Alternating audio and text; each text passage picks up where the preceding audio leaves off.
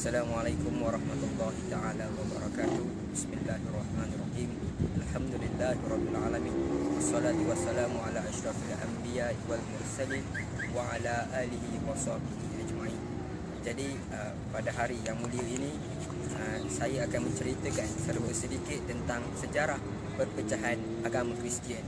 Yang mana bermulanya agama Kristian ini, perpecahan ini disebabkan pergaduhan antara mazhab-mazhab dalam Kristian. Kemudian institusi gereja timur dan barat berpecah. Gereja barat berpecah kepada Katolik Roma dan Protestan. Pada tahun 1329 John Wycliffe membawa gerakan pembaharuan di Britain. Kemudian selepas itu pada tahun 1373 pula Johannes Hus pula membawa gerakan pembaharuan di Bohemia. Kedua-dua gerakan tersebut tidak berjaya pada masa itu. Selepas itu berlakunya kebangkitan mazhab Protestan yang dibawa oleh Martin Luther. Dialah pemimpin yang menaikkan mazhab Protestan. Pada zaman Martin, masyarakat dan raja bergabung mahu membebaskan kuasa Paus di Rom. Maka semakin berkembanglah mazhab Protestan dan gerakan Renaissance juga turut berkembang. Jadi sekadar itu saja untuk sejarah perpecahan Kristian. Wallahu a'lam.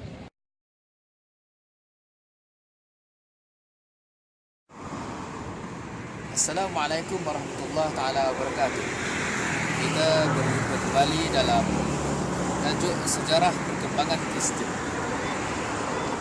Agama Kristian merupakan agama Masihi yang asalnya agama Samawi ataupun agama dari langit. Dibawa kepada Bani Israel, Allah mengutuskan Nabi Isa alaihissalam kepada Israel seperti firman Allah dalam surah As-Saff ayat yang ke-6. Orang tidak senang dengan dakwah Nabi Isa alaihissalam. Bangsa Israel berpakat dengan kerajaan Rom untuk menangkap dan membunuh Nabi Isa alaihissalam.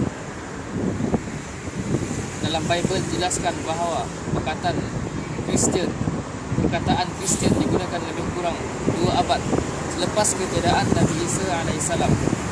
Ia tidak pernah digunakan pada zaman Nabi Isa ada. Bahkan perkataan tersebut tidak pernah wujud sama sekali. Ahli sejarah mengatakan bahawa Paul mengambil dan mencampur adukkan dengan kepercayaan dan ajaran kuno seperti agama Mesir kuno atau Tuhan Baal, Hindu, Buddha dan Greek.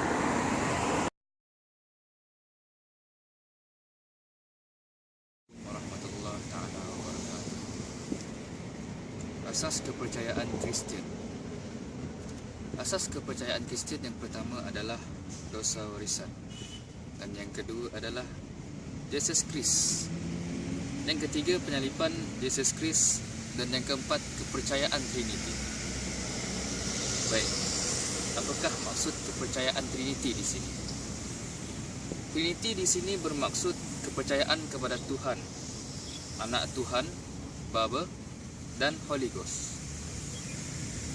Mereka juga terpengaruh dengan agama Hindu 1000 tahun dahulu sebelum Masihi, yaitu Tuhan Brahma, Vishnu dan Shiva.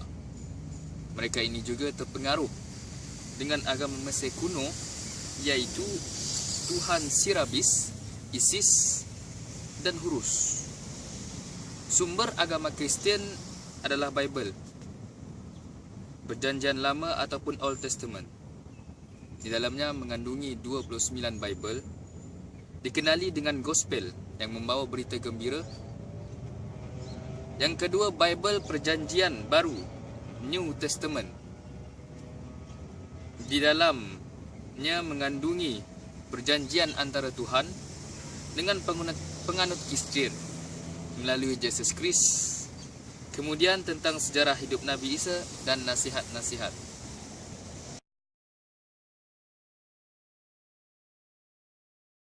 Okey, kita bersambung kembali. Kali ini membincangkan pula tentang sebab berlakunya reformasi Protestan. Yang pertama, lahirnya negara bangsa di Eropah yang mahu menuntut hak masing-masing, iaitu hak peribadi, hak dan sebagainya lah, banyak lagi hak yang ingin dituntut.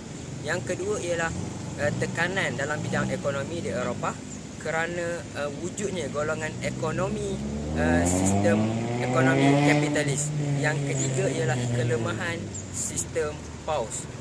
Selepas Perang Salib, masyarakat menentang paus kerana tidak mampu dan tidak mengamalkan ajaran Kristian itu dengan sebenar. Paus tidak mengamalkan ajaran Kristian yang mana dia menjadi ketua, tetapi dia tidak mengamalkan dengan ajaran yang sebenar. Sebaliknya berlakunya